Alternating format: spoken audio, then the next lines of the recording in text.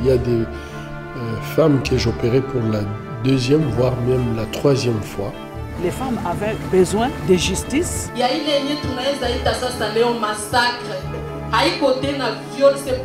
Nous voyons ce que même un œil de chirurgien ne peut pas s'habituer de voir.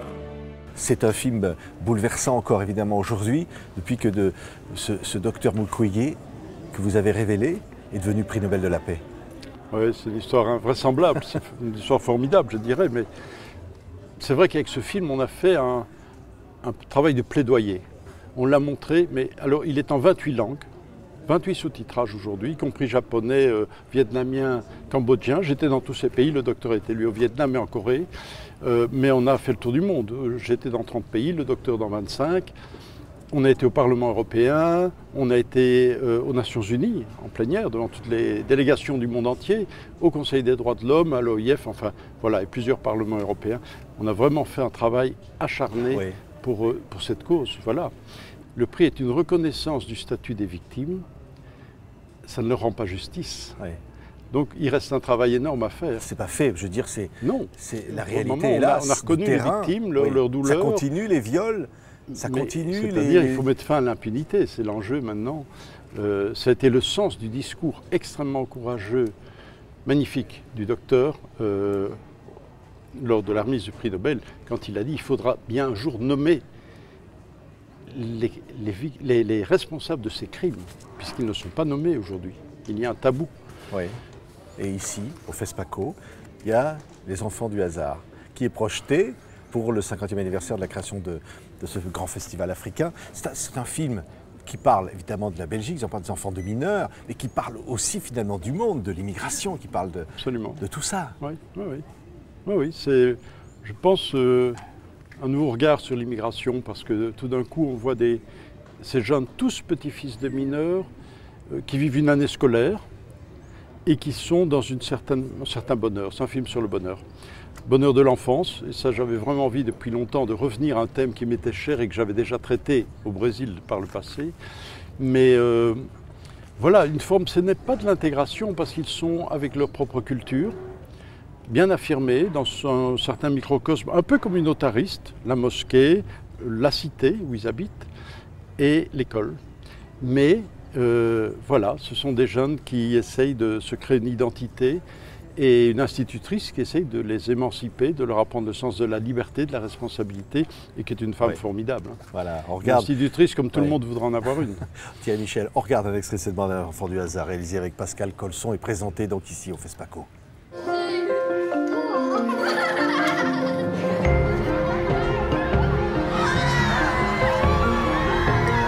Ce qui me rend le plus heureux, quand on est tous rassemblés, quand on est en famille. Le monde, la vie, c'est comme ça, monsieur. Enfants du hasard, un des nombreux films de Thierry Michel. Et là, quand je dis nombreux films, voici un coffret qui est quand même incroyable. C'est 10 films 1990-2015 et qui sont entièrement consacrés au Congo-Zaïre. C'est une passion pour vous, l'Afrique, et aussi une passion de dire, de montrer, parfois de dénoncer ce qui s'y passe.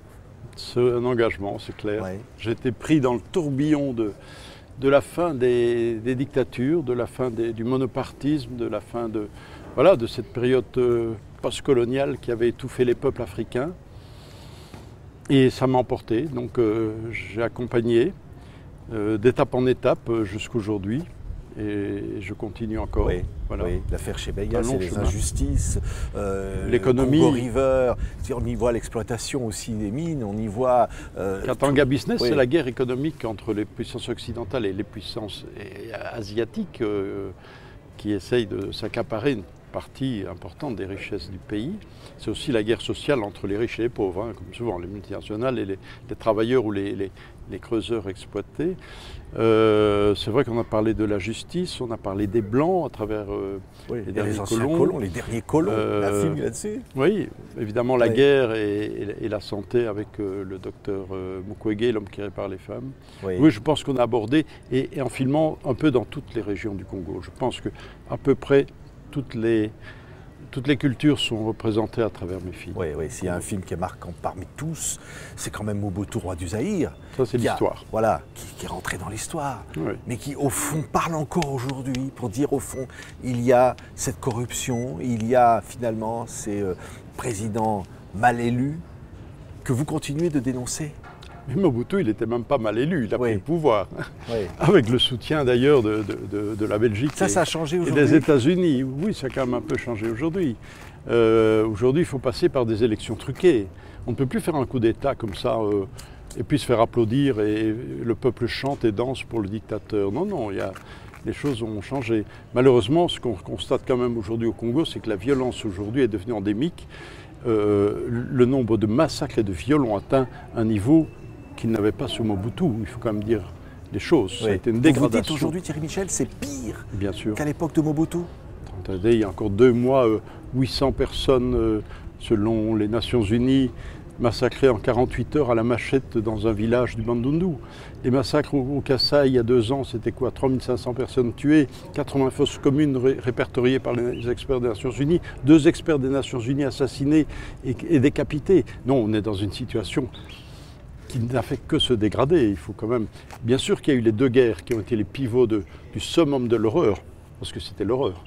Mais depuis, on n'est jamais sorti de ce cycle de violence ininterrompue. Oui, c'est possible encore pour le cinéaste, le témoin que vous êtes, de prendre parfois aussi des risques comme vous le faites, Oui. malgré les menaces, d'aller et de dire je vais ramener des images, je veux quand même montrer ce que l'on ne veut pas voir. Comme je ne peux plus y aller, Oui. il faut que je récupère des images par ailleurs et que j'aie les témoignages de l'extérieur du pays. Mais bon, ça se construit, ça. Oui, c'est possible, il faut continuer, bien sûr. On ne peut pas se taire, ça serait complètement donner la porte ouverte à tous les dictateurs, prédateurs, massacreurs de services. Oui. C'est ça le rôle du cinéma, alors le documentaire. Un des rôles du cinéma, le documentaire doit témoigner. C'est ça qu'on dit ici au FESPACO, vous êtes membre du jury long métrage, qui sont à la fois des films de fiction et des documentaires. Et au fond, tu dis c'est ça, c'est une nécessité absolue. Mais je dirais que le documentariste, il est témoin de son temps. Donc il est témoin des souffrances des peuples, il est témoin de l'arrogance des riches et de la violence du monde. Vous, les cinéastes, vous faites aussi l'histoire. Ah, ça, je crois que on peut contribuer à changer le monde. C'est une évidence. Et le film L'homme qui répare les femmes, je pense, en est témoin. On participe de l'histoire, oui. On peut, oui, oui. C'est Sartre qui disait on ne peut pas se dire innocent du monde. Voilà. Voilà, nous avec une caméra et un micro, on est là aussi parfois pour dénoncer, parfois pour magnifier, parfois pour rendre hommage aussi. C'est toutes les formes d'écriture du documentaire, ou de la fiction d'ailleurs. Merci Thierry Michel. Donc ici à Ouagadougou, 50e anniversaire de la création du FESPACO, le plus grand festival du cinéma africain. Merci beaucoup Thierry. Merci à vous, vous m'invitez.